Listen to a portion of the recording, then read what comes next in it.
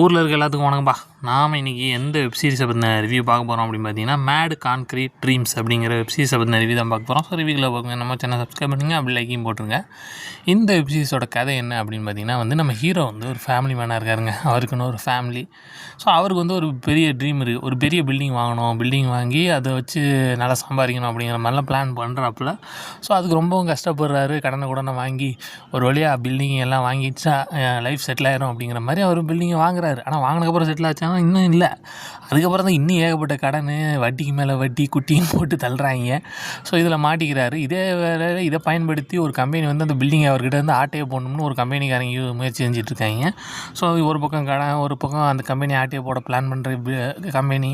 So இதுக்கெல்லாம் மத்தியில் மாட்டிக்கிட்டு ஹீரோ நான் ஃபேமிலியை காப்பாற்றினாரா, இந்த பிரச்சனைலாம் சரி பண்ணாரா அப்படிங்கிற ஒரு ஃபேமிலி மேன் ட்ராமா வெப் சீரிஸாக கொடுக்க முயற்சி செஞ்சுருக்காங்க. நல்லா இருந்துச்சுங்க இந்த வெப்சீரிஸ் ஓரளவுக்கு.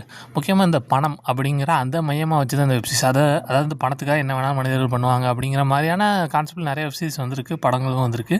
ஸோ அதை மையமாக வச்சு தாங்க இந்த வெப்சீரிஸை நகர்த்தியிருக்காங்க. ஓரளவுக்கு நல்லா தான் இருந்துச்சு. விறுவிறுப்பு குறையாமல் கொண்டு போயிருந்தாங்க. அது வரைக்கும் பாராட்டலாம். ஸோ பெருசாக தேவையில்லாத சீன்ஸ்லாம் வைக்கல. ரொம்ப நார்மலாக சிம்பிளாக தான் கொண்டு போயிருக்காங்க. நல்லா இருந்துச்சு. கண்டிப்பாக ட்ரை பண்ணி பாருங்கள். இதுக்கு எவ்வளோ ரேட்டிங் கொடுக்காமனா 5க்கு ஒரு 3.3 கொடுக்கலாம்.